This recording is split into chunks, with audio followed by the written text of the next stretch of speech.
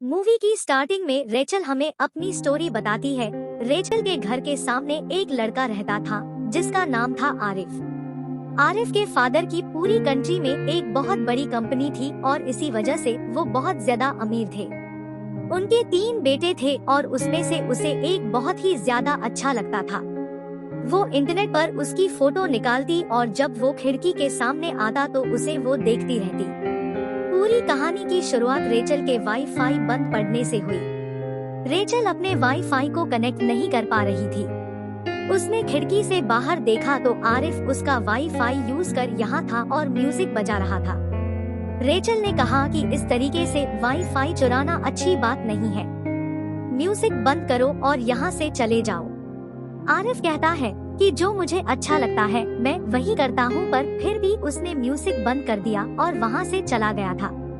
Rachel का high school में एक बहुत ही अच्छा फ्रेंड है जिसका नाम है जोशी।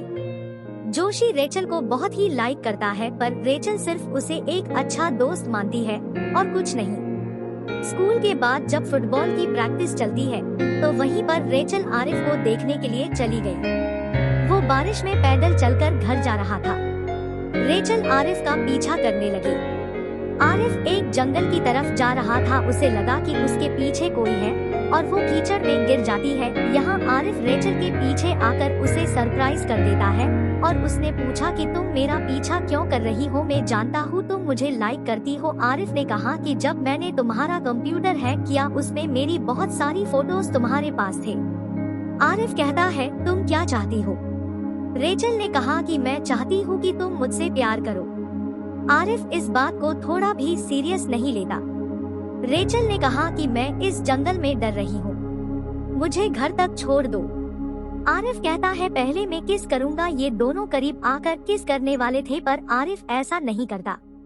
नेक्स्ट सीन में रेचल की मदर ये सब नोटिस करती है और कहती है कि आरिफ बहुत हैंडसम है। रेचल ने कहा कि हम दोनों के बीच में ऐसा कुछ भी नहीं है, हम दोनों एक जैसी थिंकिंग के नहीं हैं और हम दोनों के बीच में कुछ भी हो नहीं सकता। रात में आरिफ अचानक से रेचल के रूम में आ जाता है। रेचल डर जाती है। आरिफ कहता है तुम्हारा वाईफाई बंद हो गया था तो इसी को ऑन करने के लिए मैं आया हूँ। रेचल कहती है यह इल्लीगल है, मैं पुलिस को कॉल कर दूंगी। आरिफ कहता है तुम ऐसा कुछ भी नहीं करोगी। उसके वो करीब आ गया, उसके साथ वो इंटीमेट होने लग गया पर अगले मूवमेंट पर चला जाता है। नेक्स्ट सीन में हम देखते हैं रेचल अपनी ड्यूटी कर रही होती है। तभी वहाँ आरिफ आता है और कहता है हमने क्लब में पार्टी रखी है, अगर तुम आना चाहती हो तो आ सकती हो और अपने साथ किसी को भी ला सकती हो। रेचल ज्यादा इंटरेस्टेड नहीं थी पर फिर भी वो चली जाती है। पार्टी किसी वीआईपी सेक्शन में था पर गार्ड रेचल को अंदर जाने नहीं दे रहे थे। आरिफ का छोटा ब्रदर गार्ड को समझाने की कोशिश करता है पर फिर भी गार्ड मानता नहीं है। फिर आरिफ का बड़ा ब्रदर आता है और रेचल को अंदर लेकर जाता है। आरिफ क्लब के बाहर हैंग आउट कर रहा था। आरिफ रेचल को देखकर सरप्राइज था। रेचल डायरेक्टली उसके पास आकर उसके साथ इंटीमेट होने लग गई। अचानक से वो भी उठकर चली जाती है। आरिफ ने उसके साथ कल रात जो किया था ये उसका ही बदला था। इसके बाद वो आरिफ के छोटे ब्रदर के साथ हैंग आउट कर रही थी। छोटे ब्रदर का नाम था अपोलो। अपोलो ने कहा कि मेरे ब्रदर्स मुझे ड्रिंक वगैरह कुछ भी नहीं करने देते हैं, तो रेचल उसके लिए ड्रिंक बाय कर देती है। वो बहुत ही ज्यादा ड्रंक हो जाता है। रेचल उसे घर पर छोड़ने वाली थी पर अपोलो कहता है कि वहाँ पर मेरे फादर होंगे, प्लीज मुझे घर पर मत लेकर जाओ। रेचल मान नहीं रही थी तो उसका फोन लेकर उसने नीचे फेंक दिया। इससे वह टूट जाता है। रेचल फिर उसे अपने ही घर पर लेकर आई और आरिफ भी वहाँ पर आ जाता है। अपने ब्रदर की अच्छे से केयर करता है। उसके ग्रैंडफादर भी बीमार थे तो उसने उनका ख्याल रखा था। इस वजह से उसे मेडिकल में जाना है। उसके फादर चाहते हैं कि वो बिजनेस संभाले, इस वजह से वो डॉक्टर नहीं बन सकता और आरिफ ने कहा कि जब तक हमारे फादर घर से चले नहीं जाते हमें यहीं पर रहना पड़ेगा। वो रेचल के ही बेड पर सो गया है और कहता है कि तुम भी यहीं आकर सो जाओ। वो दोनों वहीं पर एक दूसरे को प्लीज करने लग गए। अगले दिन स्कूल से वापस आने के बाद रेचल को गिफ्ट मिला। उसने उसे एक आईफोन गिफ्ट किया था। उसे गलत लगता है तो आरिफ को वापस करने के लिए चली गई। आरिफ किसी और लड़की के साथ बात कर रहा था। रेचल ने कहा कि क्या तुम हर एक लड़की के साथ यही सब करते हो? मैं कोई और लड़कियों की तरह नहीं हूँ। आरिफ उसके करीब आ गया और रेचल वहाँ से जाने लग जाती है। अपना माइंड चेंज कर उसे किस कर लेती है। इसके बाद दोनों इंटीमेट हो गए। इंटीमेट होने के तुरंत बाद आरिफ अपना गेम खेलने लग गया। उसे पूरी तरीके से इग्नोर कर देता है। रेचल को इस बात पर गुस्सा आ गया और वहाँ से चली जाती है। रेचल का नेकलेस आरिफ के पास ही रह गया था। वो बहुत ही ज्यादा अपसेट थी। अगले दिन आरिफ रेचल के नेकलेस के साथ फोटो निकालकर उसे सेंड कर देता है। ये लेने के लिए रेचल उसके घर पर गई। वहाँ पर पार्टी चल रही थी।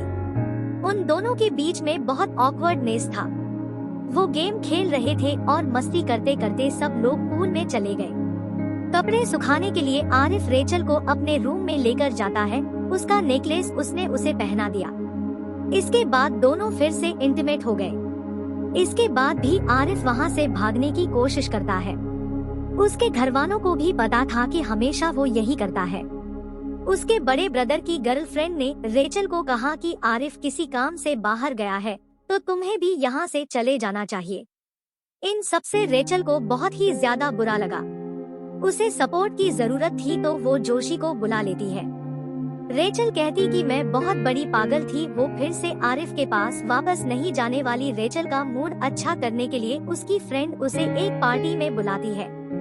पार्टी में किसी और ने आरिफ को भी बुला लिया था। रेचल उसे बुरा फील कराने के लिए जोशी के साथ डांस करती है। इसके बाद वो स्विमिंग पूल में चले गए। रेचल ने कहा कि हम दोनों साथ हैं। उसे बहुत ही अच्छा लग रहा था। जोशी के वो बहुत ही करीब थी। दूसरी फीलिंग आने लग गई थी। घर पर आने के बाद आरिफ वाईफाई को कनेक्ट करने की कोशिश करता है, पर इसमें रेचल ने गालियां लिखी थी। उसने खिड़की से बाहर देखा तो रेचल ड्रंक होकर घर पर आई। रास्ते में आदमी उसे छेड़ने की कोशिश कर रहे थे तो आरिफ उसे उठाकर बेडरूम में रखकर आता है। रेचल ने उसका हाथ पकड़ लिया, कहा कि मुझे स्टोरी सुनाओ और इसके बाद तुम चले जाना। और उसने रेचल के साथ जो भी किया इसके लिए उसे बहुत ही गिल्टी लग रहा था। उसने कहा कि जब मैं छोटा था तो मैंने मेरी मदर का अफेयर पकड़ लिया था। जब ये सब बात मैंने मेरे ब्रदर से कही तो मुझे अपने फादर के पास लेकर गया। फादर ने कहा कि मेरे भी बहुत सारे अफेयर्स चलते हैं। किसी से प्यार करना कमजोरी होती है और यह कभी भी तुम्हें करना नहीं चाहिए। इसी वजह से वो अलग अलग लड़कियों के साथ होता है। इससे उन्हें कोई भी फर्क नहीं पड़ता, पर वो किसी से प्यार करे तो एक बड़ा ड्रामा बन जाएगा।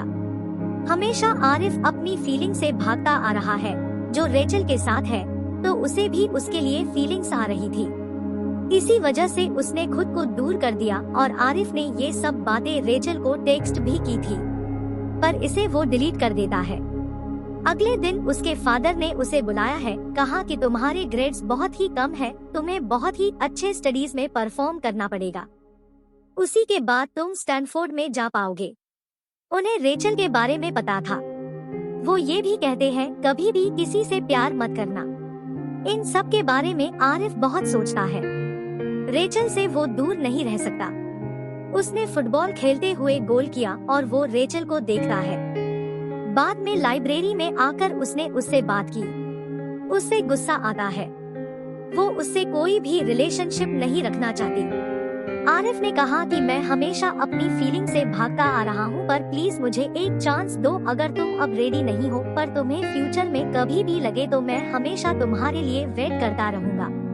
और उसे पार्टी में इनवाइट करता है। रेचल पार्टी में जाने के लिए मान जाती है। फिर आरिफ कहता है मैंने प्लान चेंज कर दिया।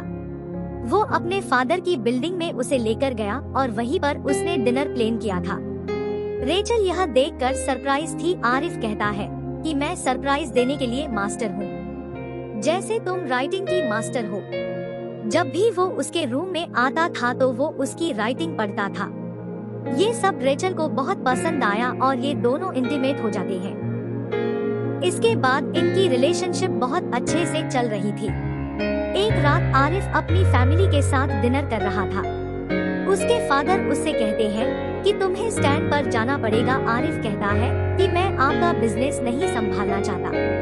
इस बात से फादर बहुत ही ज्यादा गुस्सा हो जाते हैं।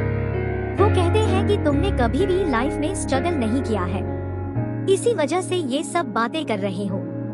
आरिफ गुस्सा हो गया और वो भी मेहनत कर सकता है, ये प्रूफ करने के लिए वो वहाँ गया जहाँ पर रेचल काम करती थी। वहीं पर उसने जॉब ले ली। उसका ब्रदर यह सब नोटिस कर लेता है।